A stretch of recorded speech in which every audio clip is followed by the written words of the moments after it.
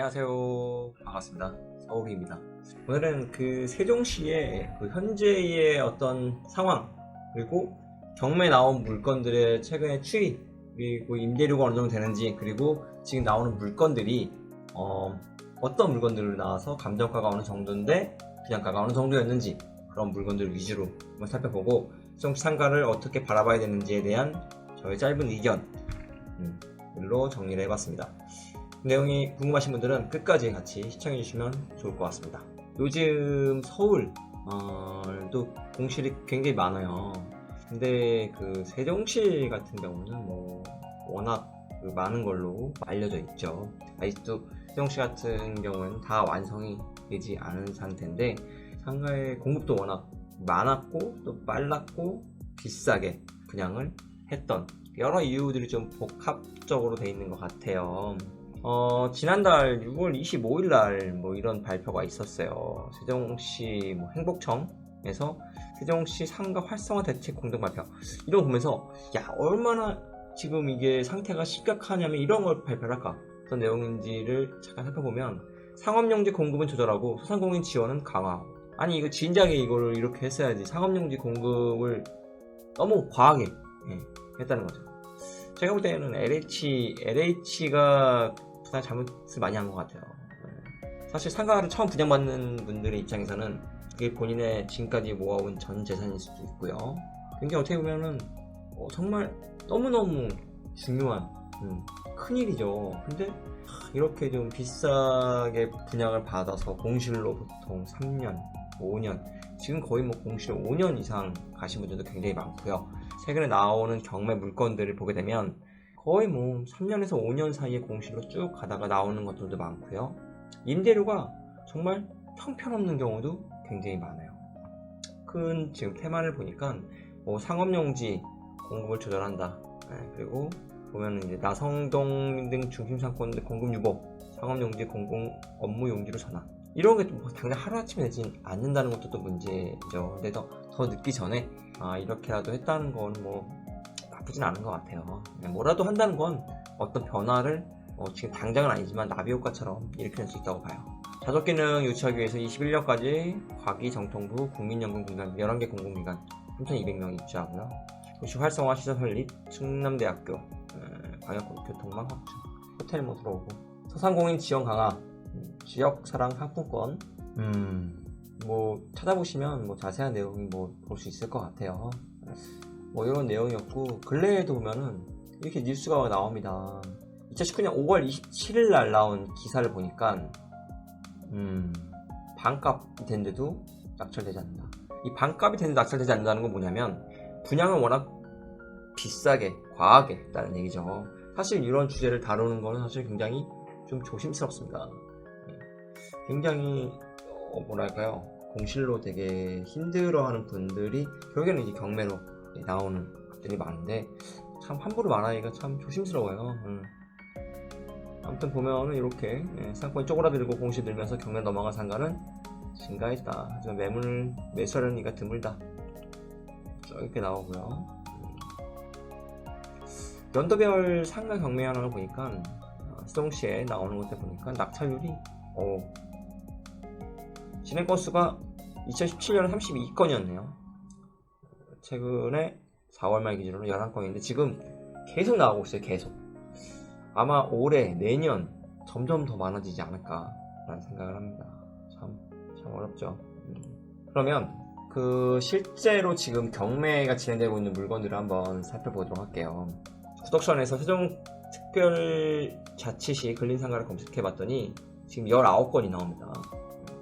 이게 진행되고 있는 물건이에요. 지금 올해 오늘 입찰하는 것들도 있고요. 물건 한번 살펴보도록 할게요.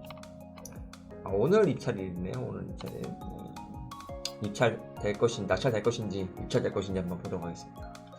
감정가가 10억 7,900만원이고 사이즈가 78평. 키즈카페가 들어와 있네요. 예열 매매. 보증금이랑 차임은 나오지 않았고요. 거래가액이 2016년에 7억 1,500. 거래된 흔적이 보입니다. 401호, 402호를 같이 쓰고 있는데 같이 나온 거예요. 2번 물건 한번 볼게요. 404호 공실이고요. 406호 공실입니다. 그러면 지금 1호, 2호만 지금 키즈카페가 운영되고 있다는 얘기예요. 7억 5,500인데 상태를 한번 보겠습니다. 하죠. 그래도 나름 이 건물은 뭔가 좀 많이 들어온 것 같아요. 키즈카페 이렇게 들어오고. 제가 또 키즈카페는 많이 다녀봐서 좀 잘 알죠. 나름 인테리어 좀 제법 신경 쓴 곳인 것 같아요. 여기군요. 고온프라자고요. 시가 이렇게 있네요. 고온동 좋죠. 고온동. 참 어떻게 봐야 되나요? 겁납니다. 겁나. 들어가요.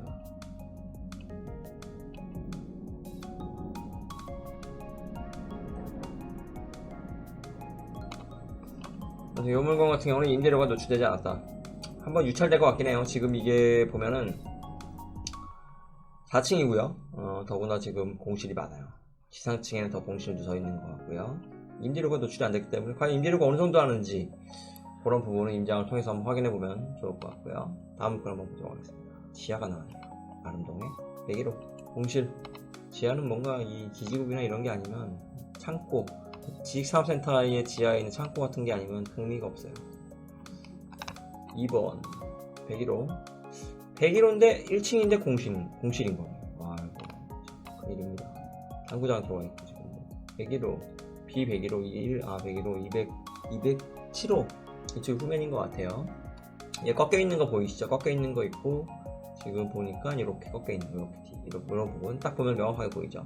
101호는 이제 그나마 도로 가고 207호 같은 경우는 뒷라인이고요. 301호 같은 경우는 이렇게 되겠죠. 이 정도 여기 위치 되겠죠. 우리가 충분히 보면서도 알 수 있다는 얘기예요. 공실이네. 사진을 이렇게 찍었나 모르겠어요. 아무튼 이 자리 2억 3,100 많이 떨어졌어요 지금. 많이 빠졌습니다. 지금 34%까지 빠졌어요. 14평이고 감정가 6억 7,500인데 지금 3번 유찰돼서 2억 3,100 1층 상가고요.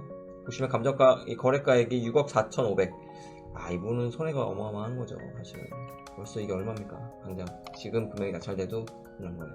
아까 4번 물건 같은 경우가 낙찰이 됐었죠. 어떤 건지 한번 볼게요. 301호입니다. 2억 7,530만원 낙찰됐네요. 43평이고요 3명이 들어왔네요. 이건 차순위 신고도 했네요. 어떤 물건이 들어와 있을까요? 감정가 5억 4,900만원 50.15%에 낙찰됐네요. 타이 마사지가 들어와 있네요. 3,000에 100 43평 3,000에 100만원인데 2억 7,500 단순히 봐도 6% 정도 나오려나요? 2018년 4월 27일 작년 4월에 이걸 했으니까 그나마 임차인이 들어와 있는 거를 이제 낙찰 받아가는 거죠. 힐링 마사지 나름 인테리어 신경 쓴 거죠. 이렇게 바닥을 올렸잖아요. 바닥을 올리고 그러면 이제 지금 이게 여기가 온돌이 나올 확률이 아주 높아요. 바닥 공사만 돈이 한 3천만원 들어가나요? 꽤 들어갑니다. 그런 부분 신경을 썼다는 거죠. 그래서 그 부분만 낙찰된 거죠. 임차인이 낙찰받은 건 아니고요. 그러니까 수정 비즈니스센터 2층 A218호 사이즈가 15.999평 좀 작네요. 감정가 3억 2,300. 대부분 신도시에 나오는 이 감정가는 분양가인 경우들이 굉장히 많습니다. 거래 흔적이 거의 없기 때문에 거짓명가 음식점. 숨이 탁 막힙니다. 이거 치울래면 이거 어떻게 치웁니까 이거. 비즈니스센터 이렇게 되어 있는 것 같아요. B214호 A218 A호 요거 두 개 나왔네요. 언니가 전면이고 후면이고 뭐 보면 이렇게 광장이 있거나 이러면은 뭐 분수대가 있고 그러면 뒷라인도 좋을 수도 있고요. 참 살펴봐야 될 것들이 꽤 있습니다. 음식점에 창고로 쓰고 있는 것 같아요. 요걸 한번 볼게요. 214호 아까 28평 어진명가가 다 쓰고 있군요. 행복한 사람 주식회사 행복한 사람이 임차하고 있는데 뭐 자세한 내용은 없나 보네요. 사진은 뭐 잘 안 찍어줘요. 이런 식으로 코너로 이렇게 돼 있고 예전에는 건물들이 되게 반듯반듯했어요. 근데 요즘에는 막 꺾어서 짓고 막 이러다 보니까 사실은 이게 그 공간의 효율성에서는 굉장히 좀 떨어집니다. 어떤 심미적으로 약간 미학적인 관점에서 보게 되면 좀 예쁠 수가 있어요. 근데 뭐라 그럴까 열효율도 그렇고 어떤 공간을 활용하는 데서는 좀 많이 떨어지는 것 같아요. 이런 식으로 장사를 하고 있나 보네요. 아무튼 요 물건도 이렇게 뭐 진행이 되네요. 유찰될 것 같아요. 그 다음에 고온프라자 405호 또 볼게요. 굉장히 많이 앞으로 더 많이 나온다는 게 문제죠. 경매가 계속 나와요. 계속. 제가 예전에도 막 그랬어요. 4년 5년 뒤에 저도 예전에 4년 전에 이제 임장을 갔었는데 한참 막 공사하고 허 벌판에 막 그 컨테이너 박스에서 상가 막 분양하고 그러는데 야, 너무 겁이 나는, 너무 비싸다고 느꼈어요. 너무 비싸. 근데 야, 이게 과연 될까? 근데 분양하는 입장에서는 분양하면 임대료 얼마 확실하다 막 이렇게 하는데 과연 이게 가능할지. 제가 요즘에 강의를 할 때 어떤 얘기를 하냐면 신도시보다는 결국엔 구도심이 훨씬 더 좋다는 거예요. 아파트 투자랑 약간 비슷한 것 같아요. 왜냐면 공급이 더 이상 없는 곳이 훨씬 더 안정적으로 임대료를 받고 뭔가 임차인을 드리기가 낫다는 거예요. 신도시는 막 계속 생겨. 아직 빈 땅도 남아있는 곳들도 많고. 이것 볼게요. 405인데 36평이고요. 감정가 4억 2,400입니다. 뭔가요 이거는? 한의원 있고 뭐 학원도 있고요. 보니까 원프라자 사무실로 쓰고 있나봐요. 우리가 건물 도면을 볼 때 이렇게 보면 이렇게 똑같죠? 405호가 어디에 위치하고 있는지 401호 같은 경우가 제일 좋을 수 있겠죠. 위치적으로 봤을 때는 뭐 그렇게 나쁘진 않은 것 같아요. 원프라자. 아까 경매 나왔던 경매는 좋죠. 이렇게 여러 개 나오니까. 오늘은 세종시에서 지금 진행되고 있는 물건들을 좀 살펴보고 있어요. 그리고 계속 관심 물건으로 보고 있던 물건이 많이들 보셨네요. 천마을 아파트 상가동 한솔동 10억 사이즈가 32평 1층 갑자기 10억에 두 번 유찰되니까 바로 4억 9천, 지금 49%. 임차인은 300집이 들어와 있고요. 임대료가요 1억에 450입니다. 어떨까요? 과연 임차인이 이걸 잘 내고 있을까요? 월세를 450만원 낸다. 만만치 않죠. 300집은 나름 브랜드가 있습니다. 저쪽에 경복궁역 있는데 있어요. 잘 돼요? 네, 잘 됩니다. 경매 나왔는데 분양을 받아서 임대를 한 사람으로서 참 임대차 연장 계약서까지 이렇게 보여요. 이런 것까지 다 찍었나봐요. 이 금액은 거의 이제 사정권 안에 들어온 것 같아요. 관심 가질 필요가 있죠. 반은 뚝 떨어진 거예요. 반은. 야, 이거 한번 볼게요. 고운동 테라스힐 110호에 3개호 1번 물건 진행 중이고요. 4층 공실 402호 공실 먼저 볼까요? 테라스힐 주민센터 있고 뭐 공원 있고 뭐 좋네요. 여기 보시게 되면 지금 1번 물건이 참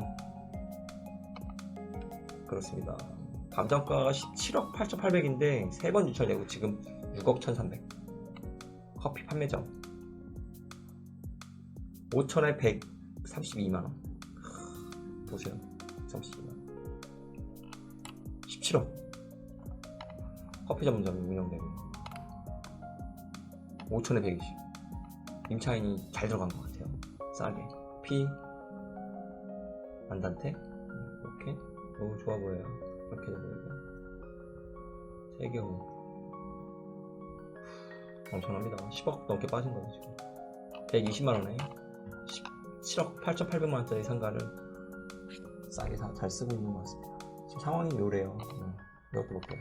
소담동 퍼스트시티 1층 106호 1층 상가들이 많이 나와요. 1층 상가들이 먼저 많이 나오는 이유는 감정가도 높고 이제 버티다가 힘에 붙이는 경우들이 많죠. 2017년에 지금 이거는 소유권 이전이 됐는데 이게 2년 된 거죠. 2년.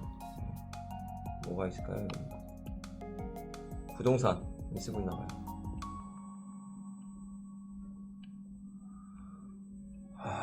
부동산이 쓰고 있는 곳인데 지금 경매로 나왔습니다. 12평이고요. 209호 공실 넘어갈게요. 보람동 세종 드림 빌딩 2번 유찰돼서 지금 49%. 103호 감정가 7억 4,300인데 2번 유찰되니까 3억 6,400. 공실 할리스와 이마트가 보이네요. 공실 엄청납니다. 오.